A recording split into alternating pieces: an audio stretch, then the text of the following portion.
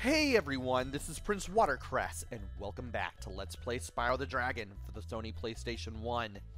In the last video, which was the first video, we explored the Artisan homeworld and collected all the treasures there and saved the dragons, and we did the same for Stone Hill. Now, to go after some more enemies, and get some of these little ores just because I want to. Oh, by the way, you can torch those. There's no reason to do so, and I do believe that they respawn back in perfect condition if you go far enough away from them. But... or maybe they don't. Well, let's go ahead and torch them all and see. You can torch these even though there is virtually no benefit to doing so. And I might as well go for all these little orbs that the enemies leave. I might as well do that every time that I'm here. Because, hey, sometimes things like that can happen. And most importantly, because this place is pretty small. Much like, well, Stone Hill, even though it didn't seem all that small, it wasn't really that big either. And the next place that we're going to go to, also not that big. And I'm pretty sure that I found all the enemies that I can get my hands on. Apparently they don't respawn in perfect condition. Oh well. Well, we might as well go inside that hedge area. I wouldn't exactly call it a hedge maze. And from here, we're going to go to our next area, Dark Hollow. This was the other level that was in the demo I played way back in the day.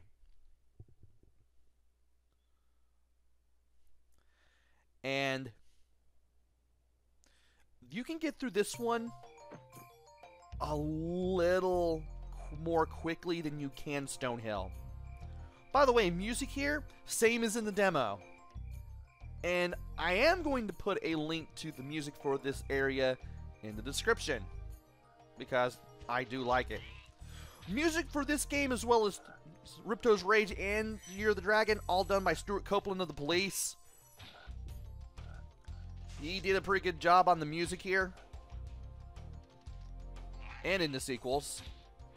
And I should be talking about things that I'm doing here. First of all, there are two enemies. There's the little guys with the shields, and the big, huge guys with the clubs. The little guys with the shields and the daggers, you cannot flame them because their shields are made of metal. Instead, you have to charge into them.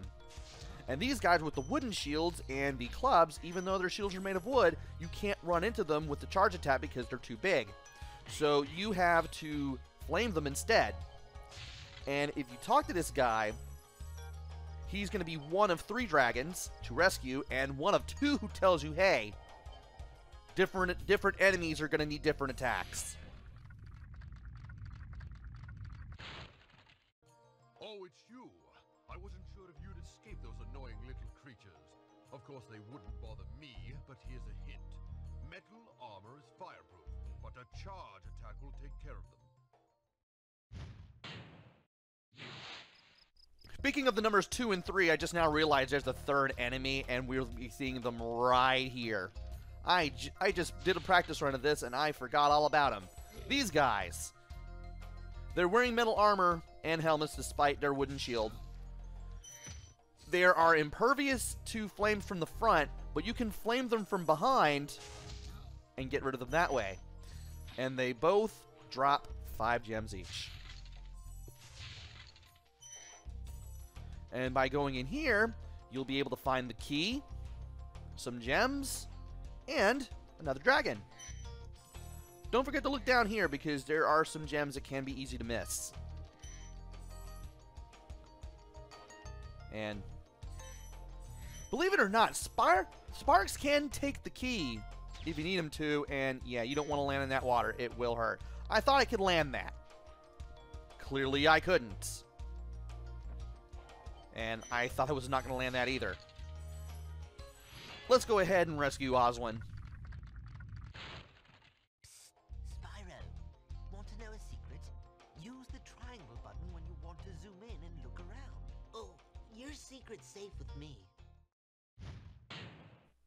Well, it's not really much of a secret because I told y'all about it in episode 1. Let's get out of here because there is nothing else to do here, and let's also get that chest now that we have the key for it. As you can see, or as you're going to see rather, this place is really short. That's the only gripe I have about this level. I like it, but it's just so short. Then again, all the areas in Artisan's homeworld are short.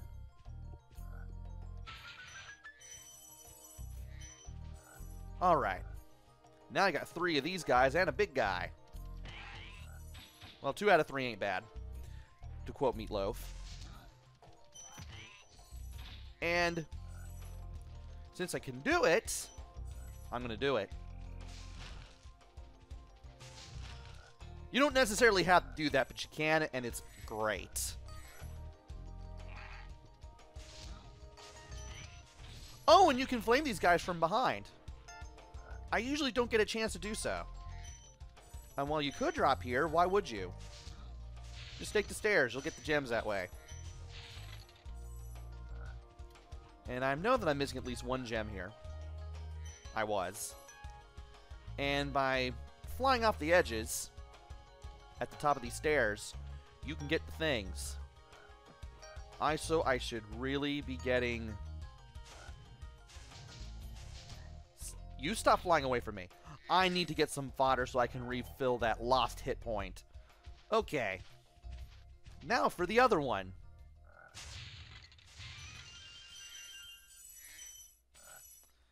And we should be getting to the last of everything really soon. So there's the 3rd dragon and the last one for this area and the last of the gems.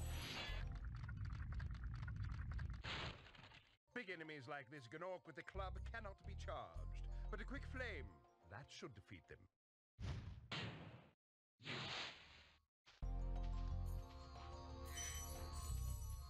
And I think no, we're not missing 1. Cool, there were 6 over here instead of 5. Let's go ahead and take the... Really? Really?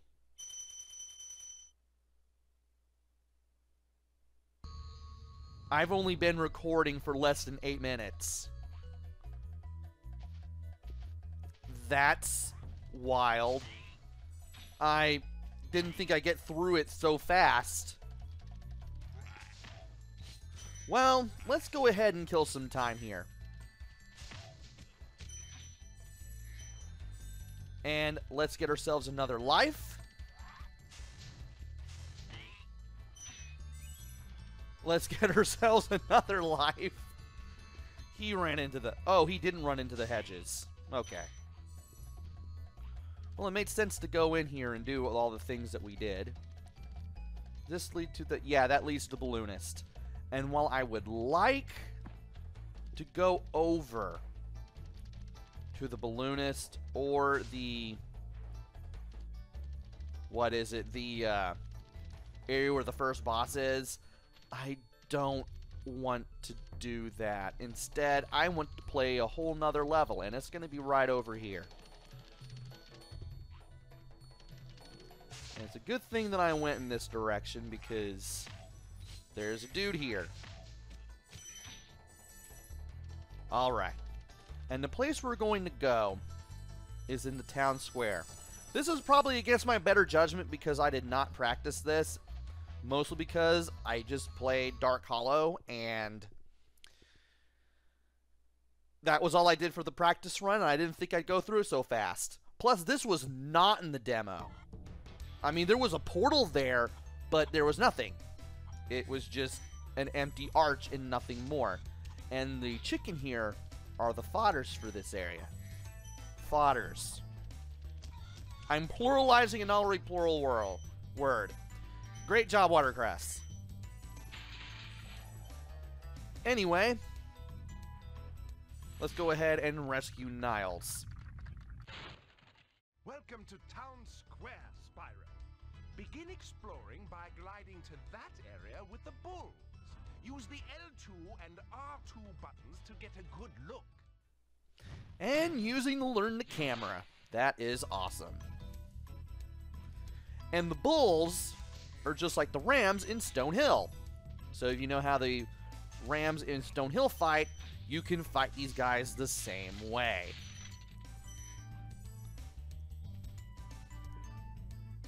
Also, yeah, using the camera here is important because you're going to need it for one of these jumps. Also, something that was relegated only to the first game in the series, the jump chest. When you flame it, or ram it, the gem pops out. You have to grab it before it goes back in. And when you do, you break the chest. We'll be getting here eventually, where all those chests are. For now, let us glide over here, get ourselves another extra life. And you want to be careful because if you don't clear this jump, you're dead. Because that is a big pit and there is no way to jump up here if you're down there.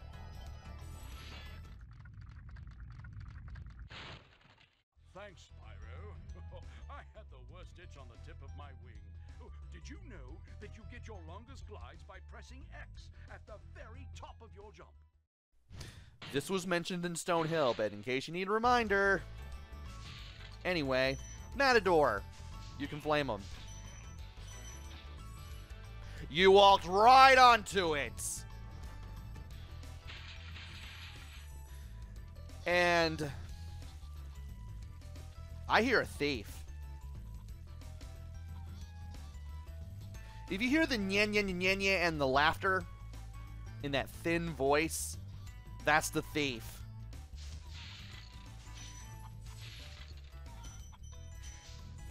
And I did not see him there. That was weird.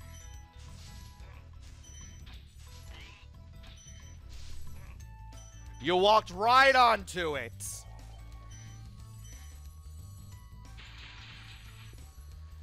And there's not one but two dragons here, amazingly. Let's rescue one of them.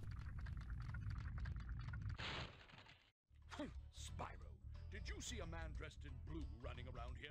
He's a thief, and he's stolen a dragon egg. You've got to track him down and get that egg. Run! Run!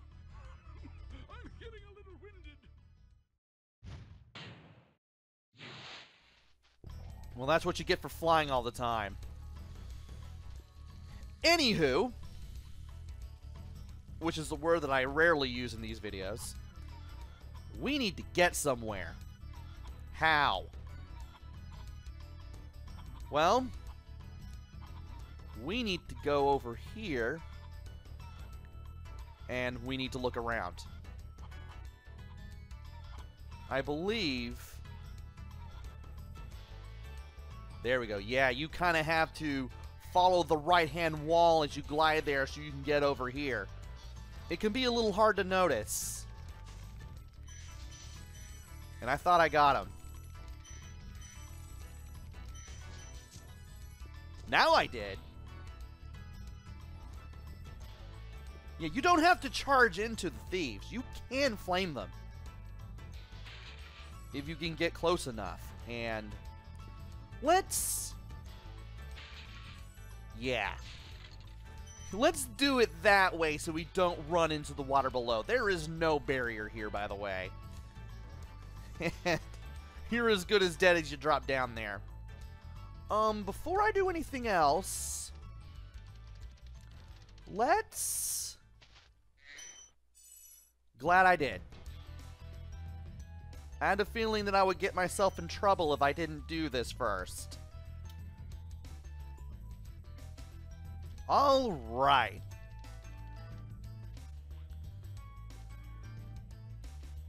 Now let's see here. Let's shorten the distance. Get that glide in. And let's carefully make sure we're facing these things and gently tap square. And as soon as we get into the charge animation, we let it go. And there's that other dragon that we saw. Get a good glide in. Where did he go? There he is. And there's a yellow gem. That's worth 10. There's another chest over here that was relocated only in the first game. I call it the fan chest. You just keep flaming it to keep it turning, and eventually you'll blow it up. Despite the fact that it's made out of metal, you do have to keep flaming it in order to get it to open. We got everything, and I'm pretty sure this is the last dragon. Going to confirm, yes. Okay. Thank you for releasing me. Also, I am now reminded of that one event that UWF... Was it UWF? Yeah, UWF did. Very last one, where the announcer was like, Thor! Thor! When he was introducing a wrestler named Thor, who was really Ludwig Vorga in WWE a couple of years later, 2 or 3 years later. Imagine that. The more you know. Anyway, we're done here. Let's go back.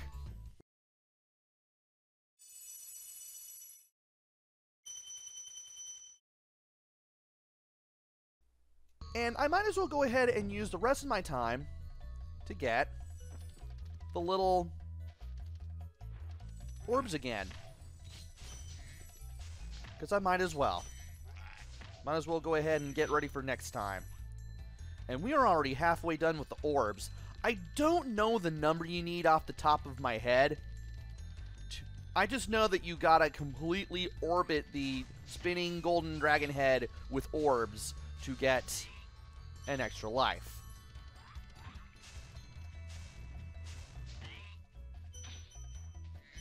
And yeah, you went into the hedge maze again. It's loosely a hedge maze. And where is the guy with the sack? There's the guy with the sack.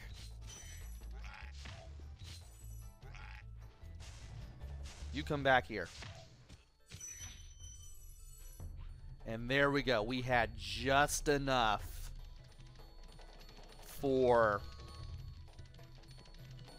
a whole new extra life. And since I'm here, I might as well go ahead and save my game. Just to be on the safe side. Alright. We have completed the rest of the worlds for the Artisan Homeland, I believe.